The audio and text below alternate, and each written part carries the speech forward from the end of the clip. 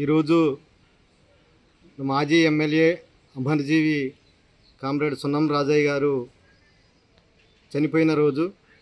ఇప్పటికీ 4 సంవత్సరాలు కావస్తా ఉంది. 2020 ఆగస్టు 3వ తారీఖున ప్రపంచవ్యాప్తంగా కరోనా మహమ్మారి చుట్టుముట్టింది. అదే విధంగా రాజయ్య గారు కూడా ఆ కరోనాలోనే మరణించడం అనేది జరిగింది.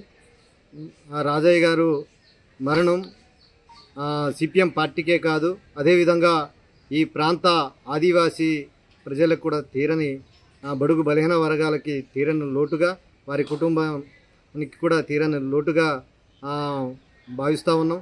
ఎందుకంటే రాజయ్య గారు 4 సార్లు ఎమ్మెల్యేగా పోటీ చేస్తే 3 సార్లు తిరుగులేని విజయంగా ఆయన గెలిచినటువంటి పరిస్థితి ఉంది. ఈ భద్రాచలం నియోజకవర్గం పెద్ద నియోజకవర్గంగా ఉంది.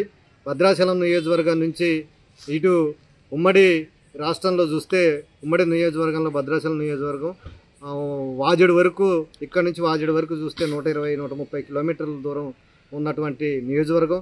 అదేవిధంగా ఇదే భద్రాచలం నుంచి మరి చింతూరు మండలం మోతుగూడెం చూస్తే అటు కూడా 120 కిలోమీటర్ల పైన ఉన్నటువంటి పరిస్థితి కనిపిస్తూ ఉంది. అంటే అతి పెద్ద నియోజకవర్గం ఉన్నప్పటికీ కూడా ఆయన పదవీ కాలం ఉన్నంత వరకు, పదవిలో లేనప్పుడు కూడా ఆయన అనేక ఈ పేద ప్రజల కోసం, కష్టజీవుల కోసం అనేక సేవలు చేసినటువంటి పరిస్థితి ఉంది.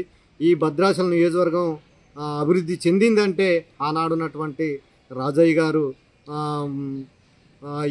ఈ ప్రాంతంలో సాగునీరు, తాగునీరు, విద్య, వైద్యం కోసం అనేక ఉద్యమాలు, పోరాటాలు చేస్తూనే, అదేవిధంగా ఆయనకి మరి అసెంబ్లీ సమావేశాలు జరిగితే ఖచ్చితంగా ఆయన వారం 10 రోజులు మొత్తం కూడా టూర్ వేసి వాజేడు వెంకటాపురం నుంచి మొదలుకొని ఇక్కడ భద్రాచలం వరకు, ఇటు చింతూరు, విఆర్పురం, కునవరం, ఈ 8 మండలాలు కూడా మొత్తం కూడా అన్ని గ్రామాలు తిరుగుతూ, అన్ని మండలాలు తిరుగుతూ, 8 మండలాలు తిరుగుతూ, అదేవిధంగా ఈ ప్రాంతంలో ఉన్నటువంటి అనేక రాజకీయ పార్టీలను కూడా నా దృష్టికి వచ్చినటువంటి సమస్యలు నేను అసెంబ్లీలో మాట్లాడాలనుకుంటున్నా, మీ దృష్టిలో ఉంటే మీరు కూడా చెప్పాలి అని వాళ్ళ అభిప్రాయాలు కూడా తెలుసుకొని అందరూ గురించి మాట్లాడినటువంటి చరిత్ర రాజయ్య గారికి మాత్రమే ఉందనేది చెప్పదలుచుకున్నా. అదే కాకుండా ఈరోజు రాజయ్య గారు ఈ ప్రాంతంలో మొదటిగా సిపిఎం పార్టీనే మొదటిగా చూస్తే, భద్రాచలం నియోజకవర్గంలో చూసినప్పుడు ఇక్కడ ఉన్నటువంటి ఇక్కడ మరి సిపిఎం పార్టీ 8 సార్లు గెలిచినప్పుడు కూడా మరి మురళ ఎర్రయ్యరెడ్డి గారు కావచ్చు, తర్వాత వచ్చినటువంటి బొజ్జి గారు కావచ్చు, తర్వాత రాజయ్య గారు గెలిచినప్పుడు కానీ మొదటిగా ఇక్కడ దృష్టి పెట్టింది ఏంటంటే, ఈ ప్రాంతంలో బడుగు బలైన వర్గాలు, ఆదివాసీలు, ఎస్సీ, బీసీ, మైనారిటీలుగా ఉన్నటువంటి వీళ్ళందరూ కూడా చదువుకు దూరంగా ఉన్నారు కాబట్టి ఇక్కడ విద్య మీద దృష్టి పెట్టినటువంటి పరిస్థితి ఉంది. ముఖ్యంగా ఏంటంటే, ఈ భద్రాచలం నియోజకవర్గంలో, ఉమ్మడి నియోజకవర్గంలో చూస్తే ఆశ్రమ పాఠశాలలో, భద్రాచలం ఉమ్మడి నియోజకవర్గంలో ఉన్నంత ఆశ్రమ పాఠశాలలో ఈ రాష్ట్రంలో, ఉమ్మడి రాష్ట్రంలో కూడా ఎక్కడ కూడా ఉండవు. ఎందుకనంటే ఎక్కడెక్కడో కూడా ఇక్కడే వచ్చి భద్రాచలం నియోజకవర్గంలో చదివినటువంటి పరిస్థితి ఉంది. మెయిన్ కారణం ఏంటంటే చదువు మీద దృష్టి పెట్టి ఆ విధంగా ఇక్కడ ఆశ్రమ పాఠశాలలు, హై స్కూల్స్, ఇట్లాంటి అనేక గురుకులం పాఠశాలలు ఏర్పాటు చేయించినటువంటి చరిత్ర రాజయ్య గారికి, బుజ్జి గారికి, మురళ ఎర్రయ్యరెడ్డి గారికి ఉన్నటువంటి పరిస్థితి ఉంది.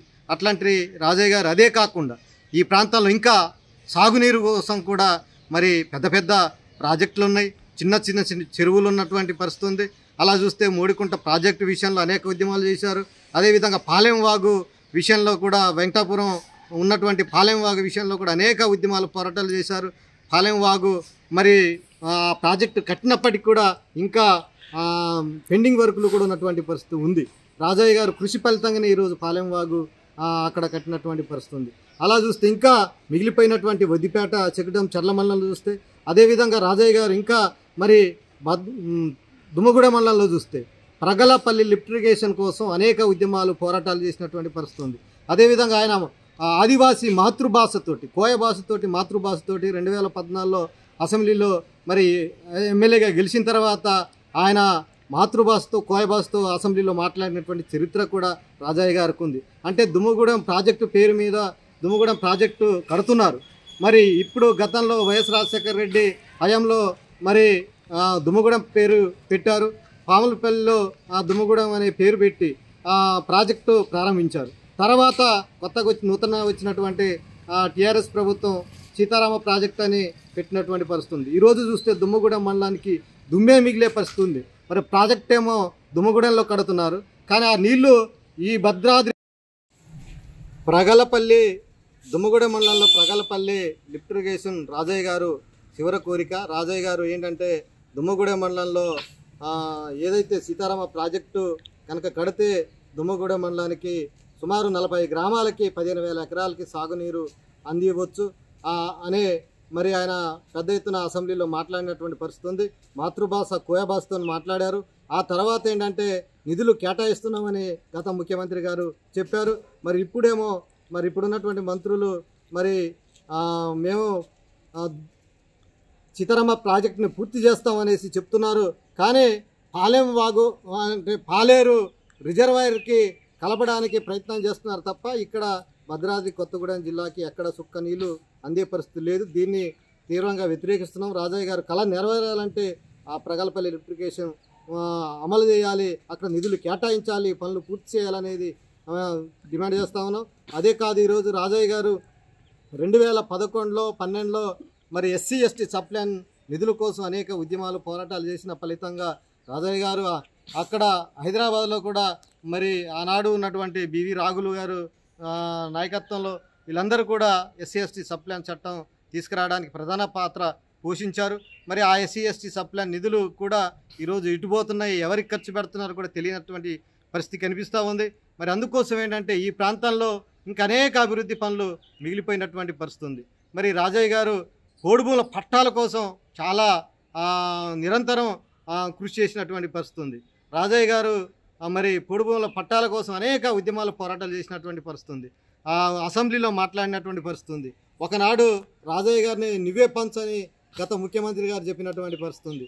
ఎందుకనంటే ఈ ప్రాంతంలో ఆదివాసులకు ఎక్కడ అన్యాయం జరిగినా రాజయ్య గారు ముందుండేది. ఈనాడు ఉన్నటువంటి ప్రజాప్రతినిధులు, అది ఎంపీ కావచ్చు, ఎమ్మెల్యే కావచ్చు, ఎక్కడ గ్రామాలకు తిరగరు. ఈ ప్రాంతంలో ఏ సమస్య ఉందో కూడా ఇప్పుడున్నటువంటి ఎమ్మెల్యేలకు, మంత్రులకు కానీ లేకుంటే ఎంపీలు కానీ ఇంకా ప్రజాప్రతినిధులకు ఏం తెలిసినటువంటి పరిస్థితి ఉంది. మరి రాజయ్య గారు మరి బస్సులో ఎక్కి, ఆటోలో ఎక్కి ఆయన వీళ్ళు ఉన్నంత వరకు ఆయన తెల్లారేసరికి మోతుగూడెం, పేరూరు, అదేవిధంగా మరి ఎక్కడ చింతూరు, విఆర్పురం, కూనవరం, భద్రాచలం నియోజకవర్గంలో మరి వెంకటాపురం, వాజేడు, చర్ల, దుమ్మగూడెం ఈ ప్రాంతాలు ఎక్కడైనా చెరువు గండిపడిందంటే అక్కడ ఉటావుటిన ఉరికినటువంటి పరిస్థితి ఉంది. మరి ఈరోజు ఆ పరిస్థితి ఎందుకు లేకుండా పోతుందనేది ఈరోజు అర్థం చేసుకోవాలి. ప్రజలు కూడా రాజయ్య గారి యొక్క స్ఫూర్తితోటి ఆ విధంగా భవిష్యత్తు ఉద్యమాల్లో పాల్గొనాలని కోరుతాము.